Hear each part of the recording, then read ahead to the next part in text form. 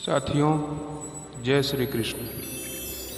साथियों, जब भी कहीं गलत हो तो इसका विरोध जरूर करना चाहिए।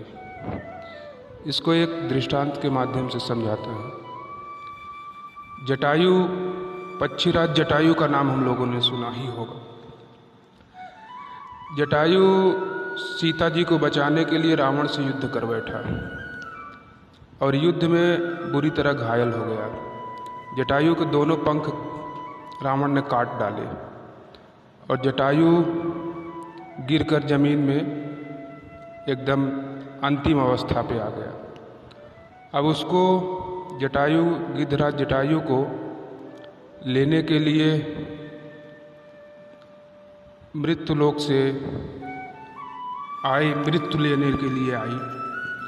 अब मृत्यु जब जटायु को लेने लगी तो जटायु ने कहा कि अभी हमारा एक बहुत ज़रूरी काम है, तो मुझको अभी मत ले चलो।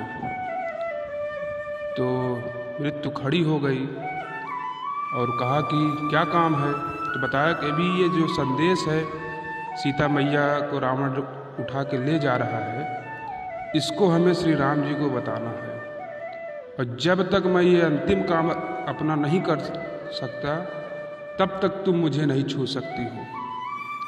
तो इतना प्रभाव था, मृत्यु डर गई, कांपती वही खड़ी हो गई। अब जटायु इंतजार करने लगे कि कब श्री राम आए, कब उनको सूचना दूँ। मृत्यु डर के मारे उनको हिम्मत नहीं थी कि जटायु को छू ले।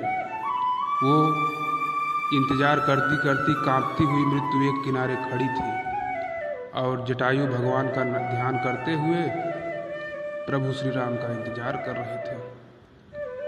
यही एक दूसरी कहानी है भीष्म पितामह की। भीष्म पितामह भी मृत्यु का इंतजार करते हुए 6 महीने तक सरसैया पर लेटे हुए थे और मौत का इंतजार कर रहे थे। बाणों से विधे हुए थे, आंखों में आंसू हैं, रो रहे हैं। भगवान मन ही मन मुस्कुरा रहे हैं। श्री कृष्ण उनके पास खड़े हैं, भीष्म पितामह के पास, और मुस्कुरा रहे हैं। कितना अलौकिक दृश्य है। रामायण में जटायु भगवान की गोद रूपी सैया पर लेटे हैं, प्रभु श्री राम रो रहे हैं और जटायु हंस रहे हैं। और यहाँ महाभारत में भीष्म पितामह रो रहे हैं और भगवान श्री कृष्ण हंस रहे हैं। भिन्नता प्रतीत हो रही है कि अंत में जटायु को प्रभु श्री राम की गोद की सैया मिली, लेकिन भीष्म पितामह को मरते समय बाण की सैया मिली। जटायु अपने कर्म के बल पर अंत समय में भगवान की गोद रूपी सैया में प्राण त्याग रहा है और प्रभु श्री राम की शरण में और बाणों पर लेटे लेटे भीष्म पितामह रो रहे हैं। ऐसा अंतर क्यों?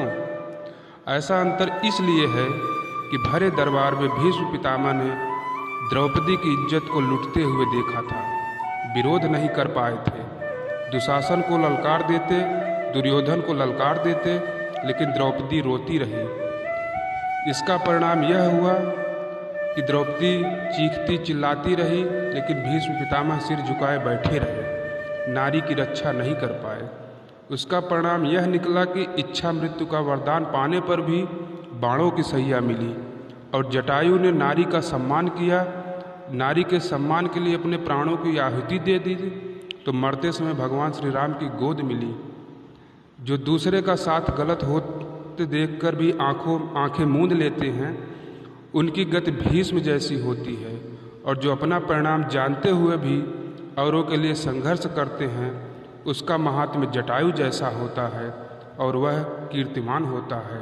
साथियों, गलत का विरोध जरूर करें, जरूर करना चाहिए। सत्य परेशान हो सकता है लेकिन पराजित नहीं हो सकता। बोलो वृंदावन बिहारी लाल की जय।